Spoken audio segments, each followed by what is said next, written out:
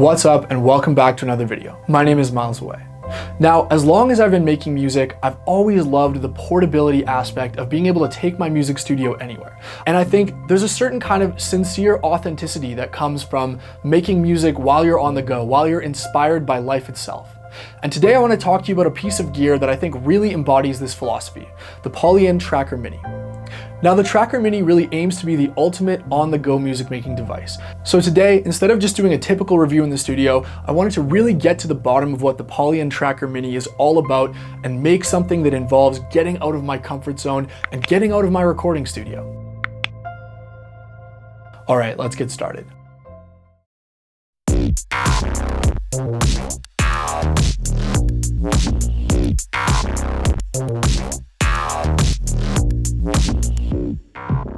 First, I'm gonna have to pack a bag with everything I'm gonna need for the lake.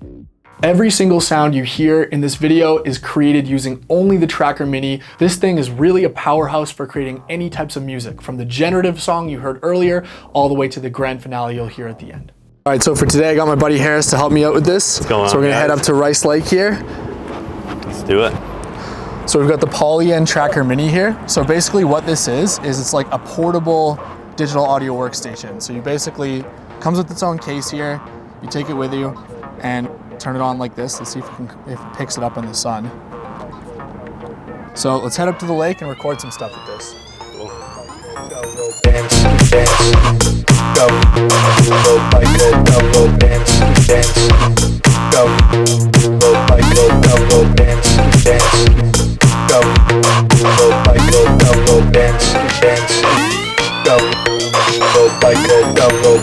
So where we're going is really only supposed to take about 30 to 40 minutes, but thanks to Vancouver traffic, we've been sitting here for well over an hour.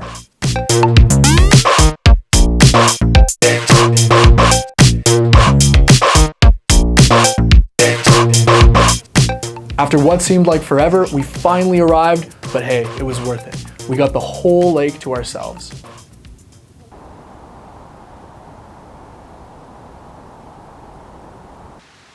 So all that's left to do is start recording.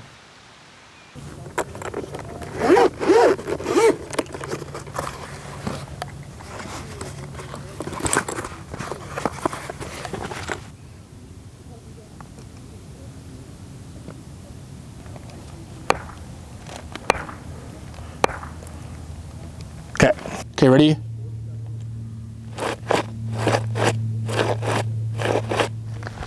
Good. Yep. Go. Okay, go. Perfect. Recording.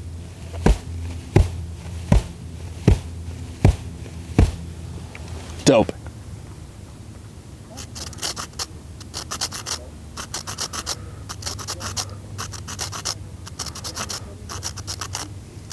Okay, cool. Ooh. Ooh.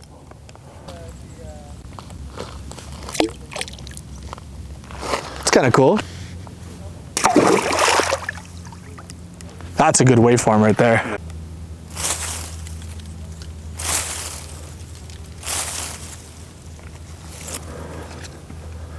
Good.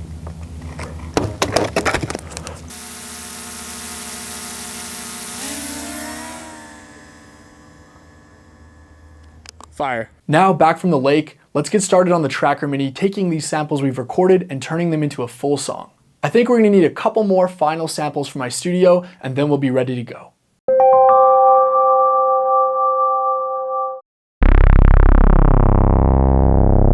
And that should about do it. Let's jump on over to the Tracker Mini. All right, so here we are back in the studio. We've got the Tracker Mini here, and let's go ahead and load up one of the samples that we recorded. So if we go into recordings here, and I'm gonna hold this pretty high because it's much more comfortable to use it this way. But what we can do is we go in and we can choose one of the recordings we've made. So these are all from our session here. So let's try recording 10. So we're gonna go ahead and go to sample editor here. And let's go ahead and zoom in a little bit here. So let's go ahead and trim the starting point here. So now it's a pretty long sample here. So we'll go ahead and trim the ending. and that's gonna be our sample. So I'm gonna quickly do this for all the other samples, and then we'll start making a track. So I've got this great sounding stomp sample. I've chopped it up. It's gonna be our kick drum for the track. But I think it needs a little bit more bass to be a really great kick. So here we go. We're gonna go into the equalizer here, select effect, grab the low end here and crank the low. Let's preview that. Let's change to 90. I really like my kick drums hitting around 90 hertz. Perfect, nice and bassy. All right, so here we are. We've got our tracker, we've got our samples loaded, and we're ready to record and create a song. So the first thing I'm gonna do is I'm gonna create a simple kick and snare pattern out of the Foley we recorded. So if I go to, I think it was number 13. Yep, there's our kick, perfect. I'm just gonna go ahead and copy this, and I'm gonna paste it at every 4 steps. So I also wanna make our pattern length longer, if you can see here, because I wanna have enough room for an actual chord progression. So I'm gonna make it 64 steps.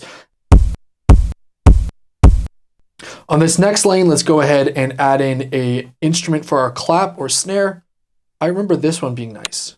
Perfect.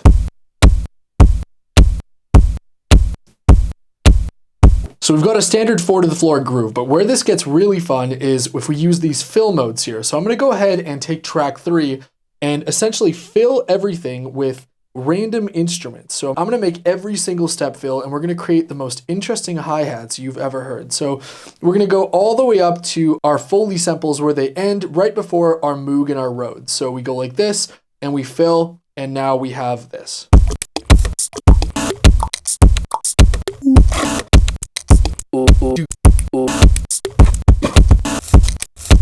So that's already really cool, but where it can get even more cool is if we use the effects lane, number 1, to add a random probability of chance in. So let's go ahead and we're gonna go ahead and choose chance here, chance, and let's do random chance from 65% all the way up to 100%. There we go. So now we're gonna get a really generative and interesting sounding top beat.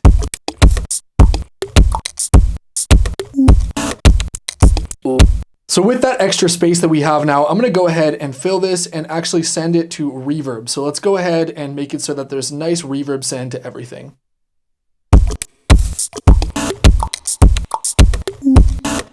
So I'm gonna go ahead and change the reverb to be a bit more ambient since we're doing a kind of vibey ambient track here. So the reverb on the Tracker Mini is amazing. I'm just gonna go nuts and see how it sounds with just a full on like cavernous reverb. Let's see how this sounds.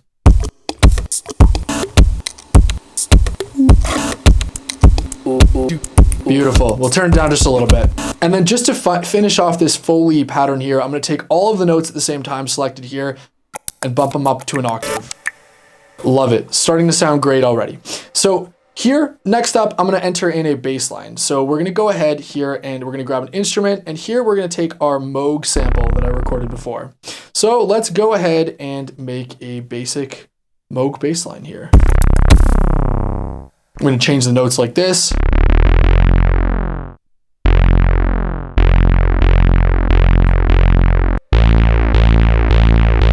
So our bass line sounds like this now.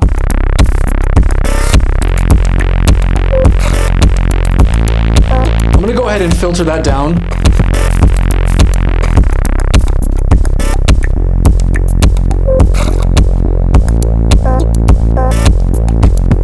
Awesome.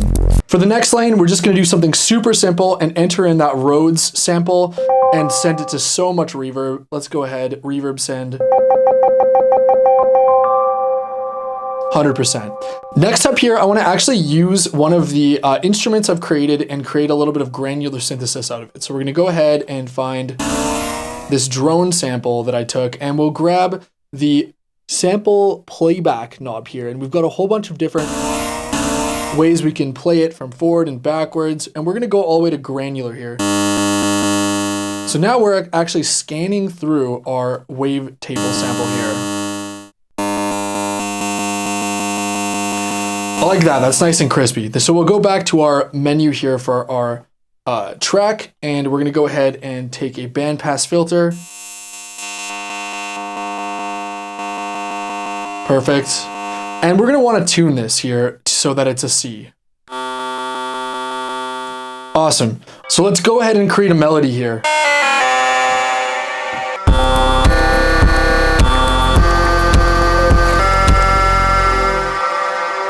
Copy and paste.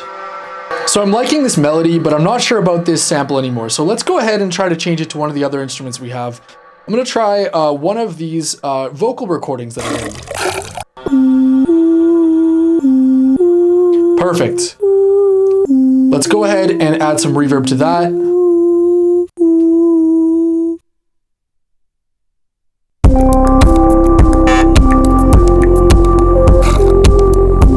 Very chill, very chill.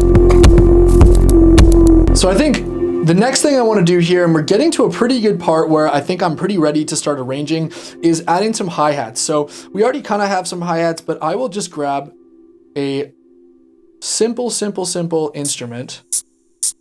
There we go. Pitch it up. And this is a perfect example of how we can use the power of our fill to add Euclidean rhythms. So we're going to go ahead and instead of it being completely random, Euclidean rhythms are sort of going to create a pattern that is logical and sort of rhythmic and makes sense with the tracks based on the number of steps, the number of events that we ask it to put in. So let's create a really chill, kind of offbeat, groovy hi-hat pattern with 34 steps here. So let's hear how that sounds. All right, perfect. Let's check it out.